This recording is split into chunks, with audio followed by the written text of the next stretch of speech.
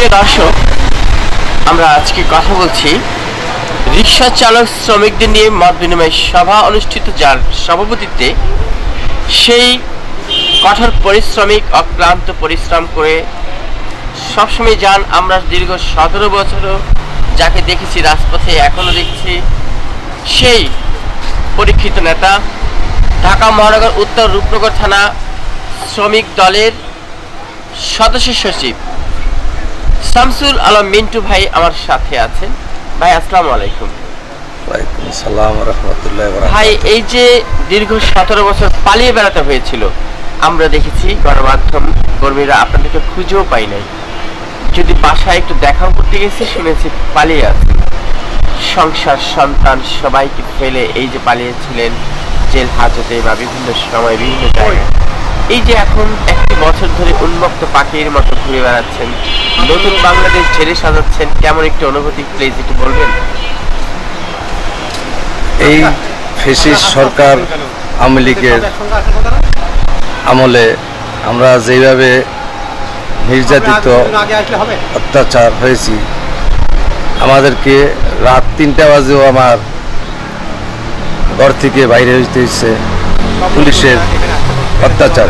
আমাকে ফোন দিচ্ছে, ভাই আপনারা তো খুঁজতে আছে। আমি রাত 3টার সময় বাসা থেকে বাইরে হয়েছি, বাইরে পলাই গেছি। এরকম ভাবে আমরা রাজনীতি করছি। 28শে অক্টোবরের আন্দোলনের পরে আমরা যেই হরতালগুলা দিছে, অবরোধ দিচ্ছে, আমরা সেই অবরোধে রূপনগর থানা শ্রমিক দল সক্রিয়ভাবে প্রোগ্রাম করছে। যেখানে গেছি দেখা গেছে পুলিশ ওখানেই আমাদেরকে ঘেরাও করছে, ওখান থেকে সরে যায় আবার অন্য জায়গায় যেয়ে আমরা প্রোগ্রাম করছি। এইভাবে দুর্দিনে আমরা আন্দোলন সংগ্রাম করছি। বর্তমান এই ফ্যাসিস্ট সরকার যাওয়ার পরে আমরা এখন আল্লাহর রহমতে নিজেকে আর নিজেদেরকে খুব এই সরকারের আমলে পুলিশের হয়রানি থেকে আমরা ভালোভাবে আছি। আচ্ছা, এই যে আজকে যে অনুষ্ঠান দেখছি মত বিনিময় সভা, তো এখানে মাননীয় প্রধান অতিথি হিসেবে আছেন ঢাকা 16 সংসদ সদস্য পদপ্রার্থী আমিনুল হক। আচ্ছা, আগামী নির্বাচন নিয়ে কি প্রস্তুতিতে আছেন? ঢাকা 16 আসনে আমিনুল হক সাহেবকে সর্বোচ্চ ভোটে বিজয়ী করে তাকে পার্লামেন্টে পাঠানোর ব্যাপারে কতটা প্রস্তুতি? ইনশাল্লাহ বাংলাদেশ জাতীয়তাবাদী দল বিএনপির ক্রীড়া বিষয়ক সম্পাদক ও ঢাকা উত্তর বিএনপির আহ্বায়ক আমিনুল হক সাহেব অত্যন্ত পরিশ্রমিক এবং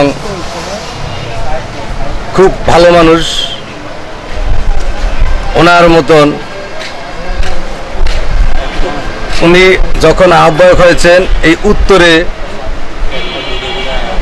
বিএনপিকে উনি সুসংগঠিত করে আন্দোলন সংগ্রামে অনেক নির্যাতিত হয়েছেন, জেল খেটেছেন, তারপরে উনি আন্দোলন সংগ্রাম থেকে পিছিয়ে যান নাই এবং উনি সবচাইতে বিপুল ভোটে বিজয়ী হবেন ইনশাল্লাহ। ধন্যবাদ আপনাকে। আসসালামু আলাইকুম। আপনি তো যুগ্ম আহ্বায়ক হিসেবে আছেন রূপনগর থানা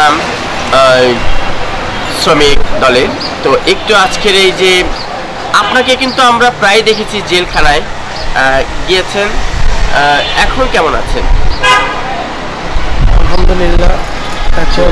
আলহামদুলিল্লাহ এখন আমরা সবাই ভালো আছি।